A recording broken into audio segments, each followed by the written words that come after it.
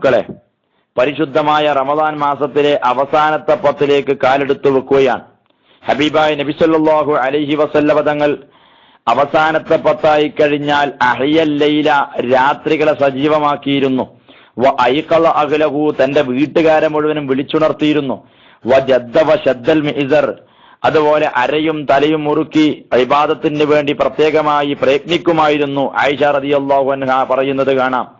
മറ്റൊരു ഹദീസിൽ ഹബീബായ തങ്ങൾ റമദാൻ മാസത്തിൽ മറ്റുള്ള മാസങ്ങളെക്കാളും കൂടുതൽ ശ്രദ്ധിക്കുകയും അവസാനത്തെ 10 ദിവസങ്ങളെ മറ്റു 10കളെക്കാളും കൂടുതൽ വളരെ ഗൗനിച്ച് പരിഗണന നൽകുകയും ചെയ്യാറുണ്ടായിരുന്നു എന്ന് ആയിഷ റളിയല്ലാഹു അൻഹ പറയുന്നത് കാണാം. എന്തുകൊണ്ടാണ് നബി സല്ലല്ലാഹു അലൈഹി വസല്ലമ തങ്ങൾ അവസാനത്തെ 10കളെ ഇത്രത്തോളം കൂടുതൽ പരിഗണിച്ചത്? അത് മറ്റൊന്നുകൊണ്ടുമല്ല, അവസാനത്തെ 10 നാളുകളിൽ പ്രത്യേകമായി ലൈലത്തുൽ ഖദറിനെ പ്രതീക്ഷിക്കണം എന്നതുകൊണ്ട് തന്നെ. ലൈലത്തുൽ ഖദറിന്റെ രാത്രി എന്ന് പറഞ്ഞാൽ വിധി നിർണയത്തിന്റെ രാത്രി, അല്ലെങ്കിൽ മഹത്വമുള്ള രാത്രി എന്നൊക്കെ ലൈലത്തുൽ ഖദർ എന്നതിന് അർത്ഥമുണ്ട്. വിധി നിർണയത്തിന്റെ രാത്രി എന്ന് പറഞ്ഞാൽ അല്ലാഹു സുബ്ഹാനഹു വ തആല സർവ്വ മനുഷ്യരുടെയും എല്ലാ വിഷയങ്ങളും നേരത്തെ തന്നെ ലൗഹുൽ മഹ്ഫൂദിൽ എഴുതി വെച്ചതാണ്. എന്നാൽ ഈ പരിശുദ്ധമായ രാത്രിയിലാണ് ആ വർഷം ഓരോ വർഷങ്ങളിലും വരാനിരിക്കുന്ന കാര്യങ്ങൾ, ആരൊക്കെ ജനിക്കുന്നു, ആരൊക്കെ മരിക്കുന്നു, ഓരോരുത്തരുടെ ആഹാരങ്ങളെ സംബന്ധിച്ച് എത്രത്തോളം ബഹുമാനപ്പെട്ട ഇക്രിമ റളിയല്ലാഹു അൻഹു പറയുന്നത് കാണാം. ആ വർഷത്തിൽ ഏതെല്ലാം ജനങ്ങളാണ് ഹജ്ജിന് വേണ്ടി, തീർത്ഥാടനത്തിന് വേണ്ടി പോകുന്നത് എന്ന് അവരുടെ പേരും അവരുടെ ബാപ്പമാരുടെ പേര് പോലും കൃത്യമായി രേഖപ്പെടുത്തി മലായികത്തുൽ കിറാമിന് കൈമാറുന്ന, ഉത്തരവ് കൊടുക്കുന്ന മഹത്തായ രാവ് അത് പരിശുദ്ധമായ ലൈലത്തുൽ ഖദറിന്റെ രാത്രിയാണ്. അതുകൊണ്ട് വിധി നിർണയത്തിന്റെ രാത്രി എന്ന് ഈ രാത്രിയെ സംബന്ധിച്ച് പറയാം എന്ന് ഇബ്നു അബ്ബാസ് മഹാന്മാരായ മഹത്തുക്കൾ പറയുന്നത് കാണാം. അതുപോലെ തന്നെ ലൈലത്തുൽ ഖദർ എന്ന് പറഞ്ഞാൽ മഹത്വത്തിന്റെ രാത്രി എന്നും അർത്ഥമുണ്ട്.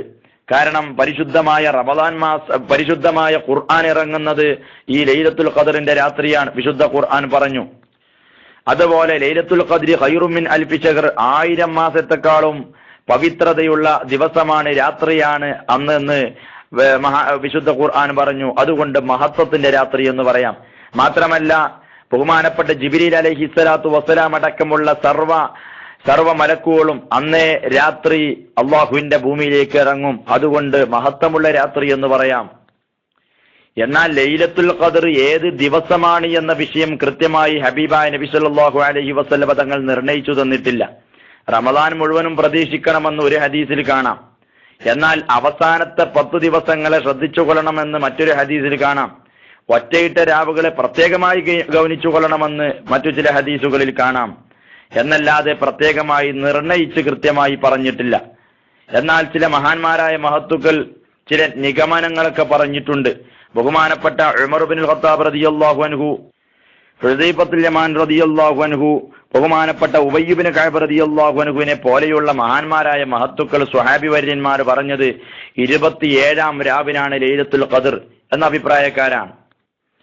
അതുപോലെ ബഹുമാനപ്പെട്ട ഇബ്നു അബ്ബാസ് റളിയല്ലാഹു അൻഹു, ലോകം കണ്ട ഏറ്റവും വലിയ മുഫസ്സിർ, ഖുർആൻ വ്യാഖ്യാതാവ്, മഹാനവറുകൾ വിശുദ്ധ ഖുർആനിലെ ആയത്തുകളെ പരിശോധിച്ച് ചില നിഗമനങ്ങളിൽ എത്തിയിട്ടുണ്ട്. ലൈലത്തുൽ ഖദർ എന്ന വാചകത്തിൽ അതിൽ 9 അക്ഷരങ്ങളാണുള്ളത്. ഇന്നാ അൻസൽനാഹു സൂറത്തിൽ 3 പ്രാവശ്യമാണ് ലൈലത്തുൽ ഖദർ എന്ന പദപ്രയോഗമുള്ളത്. അപ്പൊ 3 × 9 27. അതുകൊണ്ട് ലൈലത്തുൽ ഖദർ 27ാം രാവിനാണെന്ന് ബഹുമാനപ്പെട്ട ഇബ്നു അബ്ബാസ് തങ്ങൾ പറഞ്ഞതായി കാണാം. അതുപോലെ തന്നെ ബഹുമാനപ്പെട്ട അബുൽ ഹസൻ ഷാദിലി റഹ്മത്തുള്ളാഹി അലൈഹി തങ്ങൾ, ബഹുമാനപ്പെട്ട ഷാദിലി ഇമാമിന്റെ അഭിപ്രായം അനുസരിച്ച് റമദാൻ മാസം ഏതു ദിവസമാണോ തുടങ്ങുന്നത് അതടിസ്ഥാനത്തിലാണ് ആ വർഷത്തെ ലൈലത്തുൽ ഖദർ ഉണ്ടാവുക എന്നാണ്. അങ്ങനെ പറഞ്ഞ അടിസ്ഥാനത്തിൽ നോക്കുകയാണെങ്കിൽ ഈ പരിശുദ്ധമായ റമദാൻ മാസം തുടങ്ങിയത് പരിശുദ്ധമായ ശനിയാഴ്ച ദിവസമാണ്. അപ്പൊ ശനിയാഴ്ച റമദാൻ തുടങ്ങിക്കഴിഞ്ഞാൽ 23ാം രാവിലാണ് ആ വർഷത്തെ ലൈലത്തുൽ ഖദർ എന്നാണ് ബഹുമാനപ്പെട്ട ഇമാം ഷാദിലി റഹ്മത്തുള്ളാഹി അലൈഹി തങ്ങളുടെ അഭിപ്രായം. ഏതായാലും ലൈലത്തുൽ ഖദർ ഏത് ദിവസമാണ് എന്ന വിഷയത്തിൽ ഒരുപാട് അഭിപ്രായങ്ങൾ, 40ലധികം അഭിപ്രായങ്ങൾ മഹാന്മാരായ മഹത്തുക്കൾ ഗ്രന്ഥങ്ങളിൽ രേഖപ്പെടുത്തുന്നു. അതിനുള്ള ന്യായങ്ങളും അവർ നിരത്തുന്നത് കാണാം. എന്നാൽ മഹാന്മാരായ മഹത്തുക്കൾ ലൈലത്തുൽ ഖദറിന്റെ ലക്ഷണങ്ങൾ, അന്നത്തെ രാത്രിയുടെ ലക്ഷണങ്ങൾ പറയുന്നതായി കാണാം. അന്നത്തെ രാവ് ശാന്തമായ അന്തരീക്ഷമായിരിക്കും, തെളിഞ്ഞു നിൽക്കുന്ന അന്തരീക്ഷമായിരിക്കും. തെന്നിമാറുന്ന ചലിച്ചുകൊണ്ടിരിക്കുന്ന ഒരൊറ്റ നക്ഷത്രത്തെ പോലും കാണാൻ സാധിക്കുകയില്ല. അതുപോലെ ബഹുമാനപ്പെട്ട മുസ്ലിം റളിയല്ലാഹു അൻഹു റിപ്പോർട്ട് ചെയ്യുന്നത് കാണാം, ലൈലത്തുൽ ഖദറിന് ശേഷമുള്ള ഉദയസൂര്യന് മങ്ങിയ കിരണങ്ങളായിരിക്കും. ലൈലത്തുൽ ഖദറിന് ശേഷമുള്ള പകൽ സമയം അന്നത്തെ സൂര്യന് കിരണങ്ങൾ കുറവായിരിക്കും, ചൂട് കുറവായിരിക്കും എന്നൊക്കെ മഹാന്മാരായ മഹത്തുക്കൾ പറയുന്നത് കാണാം. മാത്രമല്ല അന്നത്തെ രാത്രി നായകളുടെ കുരയും കഴുതകളുടെ അലർച്ചയും വളരെ വിരളമായിരിക്കും. ഇതൊക്കെ മഹാന്മാരായ മഹത്തുക്കൾ കൊടുക്കുന്ന ചില ലക്ഷണങ്ങളാണ്. എന്നാൽ ആ പരിശുദ്ധമായ ഒരൊറ്റ ഇബാദത്തിന് 83-ലധികം വർഷങ്ങൾ ചെയ്ത ഇബാദത്തിന്റെ കൂലി ലഭിക്കുന്ന, അല്ലെങ്കിൽ 1000 മാസത്തെക്കാളും വലിയ പവിത്രത ലഭിക്കുന്ന ആ മഹത്തായ രാവ് മഹത്വം തടയപ്പെടുന്ന ചില വിഭാഗങ്ങളെ ഹബീബായ റസൂലുള്ളാഹി തങ്ങൾ പഠിപ്പിക്കുന്നത് കാണാം. അതിൽ പ്രധാനമായും 4 വിഭാഗം ആളുകളെയാണ് എണ്ണുന്നത്.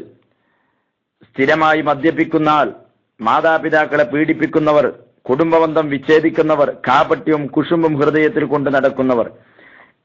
ഇത്തരക്കാർക്ക് പരിശുദ്ധമായ ലൈലത്തുൽ ഖദറിന്റെ പുണ്യം ലഭിക്കുകയില്ല എന്നും, എന്നാൽ ഇതിൽ നിന്ന് തൗബ ചെയ്ത് മടങ്ങിയാൽ അവർക്കും ലഭിക്കുമെന്നും മഹാന്മാരായ മഹത്തുക്കൾ പഠിപ്പിക്കുന്നു.